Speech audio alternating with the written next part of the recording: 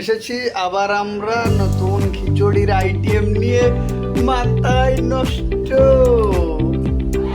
কি যে স্বাদ। কত প্লেট খেয়েছো? ঘুমায় স্বাদ, মাথায় নষ্ট।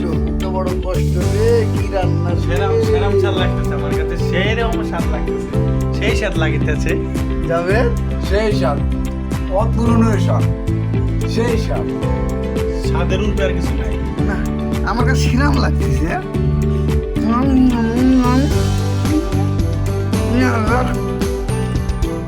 আপনার এই যে ডিম ভাজি, এই যে খিচুড়ি, সেরকম স্বাদ। আমার কিরম লাগতেছে? তোমার কাছে কিরম লাগতেছে? তোমার কাছে কিরম লাগতেছে?